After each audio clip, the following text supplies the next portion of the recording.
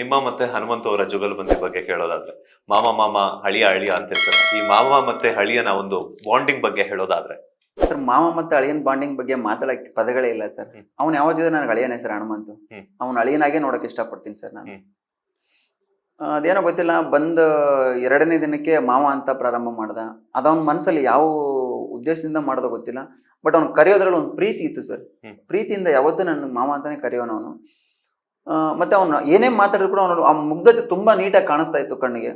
ಅದು ನನಗೆ ಬಹಳ ಇಷ್ಟ ಆಯ್ತು. ಅದಕ್ಕೆ ಅವನನ್ನ ಅಳಿಯನಾಗೆ ನಾನು ಸ್ವೀಕಾರ ಮಾಡಿದ್ದೀನಿ ಸರ್. ಎಲ್ಲ ಒಂದ್ ಕಡೆ ನಿಮ್ಗೆ ಅನ್ಸಿಲ್ವಾ ಮಾಮ ಮಾಮ ಅಂತ ನಾಮಿನೇಷನ್ ಮಾಡ್ತಿದ್ರು ಅಂತ? ಬೇಜಾರಿದ್ಯಾ ಸರ್? ಇಲ್ಲ, ಯಾವತ್ತೂ ಬೇಜಾರು ಮಾಡ್ಕೊಂಡಿಲ್ಲ ಸರ್ ನನ್ನ ಮನೆಯಲ್ಲಿ.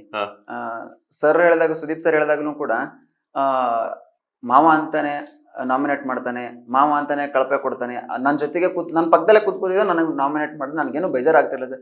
ಯಾಕಂದ್ರೆ ಮುಗ್ಧ ಮನಸ್ಸು ಸರ್ ಹನುಮಂತಂದು. ಅವನು ಹೇಗೆ ಅಂತಂದ್ರೆ ಅವನನ್ನು ಯಾವ ತರ ಬೇಕಾದ್ರೂ ನಾವು ಪರಿವರ್ತನೆ ಮಾಡ್ಬೋದು.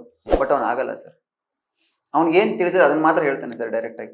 ಲೇಟೆಸ್ಟ್ ಹಾಗೂ ಇಂಟ್ರೆಸ್ಟಿಂಗ್ ಸುದ್ದಿಗಳಿಗಾಗಿ ಬಾಸ್ ಟಿವಿ ಕನ್ನಡ ಚಾನೆಲ್ನ ಸಬ್ಸ್ಕ್ರೈಬ್ ಮಾಡಿ. ಹಾಗೆಯೇ ಬೆಲ್ ಐಕಾನ್ ಪ್ರೆಸ್ ಮಾಡಿ. ಇದರ ಜೊತೆಗೆ ಫೇಸ್ಬುಕ್, ಇನ್ಸ್ಟಾಗ್ರಾಮ್, ಎಕ್ಸ್ ನಲ್ಲೂ ಮಿಸ್ ಮಾಡದೆ ಫಾಲೋ ಮಾಡಿ.